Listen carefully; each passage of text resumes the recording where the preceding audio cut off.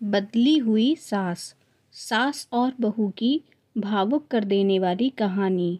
उमा आज सुबह से ही बड़ी तेजी से अपना काम निपटा रही थी। उसके पीछे की वजह भी काफ़ी खास थी। उसको पूरे 3 साल बाद अपने मायके जाने का मौका जो मिला था। काम करते वक्त वह काफ़ी रिलैक्स थी, क्योंकि सासू माँ ने उससे कहा था कि कुछ दिनों तक दीपा नहीं आने वाली है।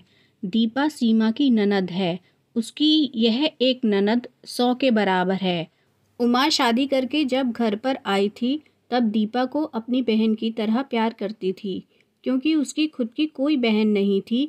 लेकिन कुछ ही हफ्तों में उसे ये पता चल गया था कि उसकी ननद किसी जेलर से कम नहीं है। हालांकि दीपा की शादी हो चुकी थी, लेकिन उसे अपने ससुराल वालों की कोई भी चिंता नहीं थी। उसका मन जब करता वह अपने मायके चली आती और मायके वालों पर अपना हुक्म चलाती, खासकर अपनी भाभी पर। वही डिसाइड करती थी कि वहाँ पर क्या खाना पकेगा, कोई घूमने जाएगा कि नहीं, या जाएगा तो कहाँ जाएगा। ये दीपा ही थी जो हर बार उमा को किसी न किसी बहाने से अपने मायके जाने से रोक लेती थी। लेकिन आज का दिन कुछ अलग था, क्योंकि उसकी माँ के कहने पर उमा के पति ने उसके मायके जाने का इंतज़ाम किया था। ट्रेन की भी टिकट बुक हो चुकी थी। सारा काम खत्म करने के बाद उमा अपने पति के साथ अपना सामान लेकर घर के बाहर निकली ही थी कि सामने से दीपा आती हुई दिखाई दी। दीपा, जिसके मुंह पर बड़ी सी स्माइल और आंखों में चमक थी, वहीं दूसरी तरफ उमा की आंखों में उसको देखकर पानी आ गया था, जो बस आंसू के रूप में छलकना ही बाकी था। भैया भाभी के पास आकर दीपा ने कहा, क्यों भैया, कहाँ चले अपनी पत्नी के साथ? सैर सपाटा करने के लिए?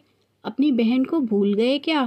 दीपक ने कहा, कहीं सैर सपाटा करने नहीं जा रहा, तुम्हारी भाभी को मायके छोड़ने जा रहा हूँ। अच्छा, मैं आई और भाभी जाएगी? क्या आपकी पत्नी को मेरा आना पसंद नहीं है? दीपा ने अपने भाई भाभी को टॉन्ट मारते हुए कहा। मन में उदासी और आंखों में नमी लिए उमा पलटकर घर के अंदर जाने लगी, क्योंकि उसने मान लिया था कि इस बार भी दीपा की वजह से उसके मायके जाना कैंसिल हो जाएगा। लेकिन तभी सामने से उसकी सास आई और बोली, तुम दोनों अभी तक रेलवे स्टेशन नहीं गए? क्या गाड़ी के पीछे दौड़ते हुए जाओगे? दीपा बीच में टपकते हुए बोली, यह क्या कह रही हो माँ? मैं आई हूँ और आप भाभी को मायके भेज रही हो? क्या अब आपको मैं इतनी खटकने लगी हूँ? माँ ने दीपा को डांटते हुए कहा। तेरा क्या है बेटा, तेरे लिए ये मायका थोड़े ही है। यह तो तेरे लिए एक प्रवास स्थल है, जहाँ तू जब जी चाहे, जब अपने ससुराल में बोरियत महसूस करे तो आ जाती है। लेकिन यह बेचारी तो ऐसा नहीं करती, बल्कि वह तो जब जाना चाहिए तब भी अपने मायके नहीं जाती। इसलिए उसका अभी मायके जाना बहुत ज़रूरी है। मैं तेरे या मेरे या किसी और की वजह से उसका इस बार मायके जाना बिल्कुल रद्द नहीं होने दूंगी। पहले यह बता, तू तो कुछ दिनों के लिए नहीं आने वाली थी ना? फिर कैसे आ गई? मैंने तो ऐसे ही कह दिया था। मैं देखना चाहती थी कि मेरे ना आने से भैया खुश होता है कि मुझे बुलाता है, दीपा ने कहा। हाँ हाँ, क्यों नहीं, कोई बुलाए या ना बुलाए, पर्यटन स्थल पर तो हर कोई जा सकता है। अब की बार मेरी बहू को उसके पर्यटन स्थल यानी कि उसके मायके जाने दे। बेचारी ने सिर्फ अपने भाई की शादी देखी है और अब तो उसके भाई को बच्चा भी हो गया है। उसका मुंह तक नहीं देखा उसने। उसे भी अपने हिस्से का सुख भोगने दे। माँ ने दीपा को फटकारते हुए उमा की साइड लेते हुए कहा। अपनी सास के मुंह से अपने लिए ऐसे शब्द सुनकर उमा की आंखें छलक गईं। उसने अपनी सास को गले से लगा लिया। सास ने कहा, बहुत हो गया प्यार, जल्दी जाओ वरना ट्रेन छूट जाएगी।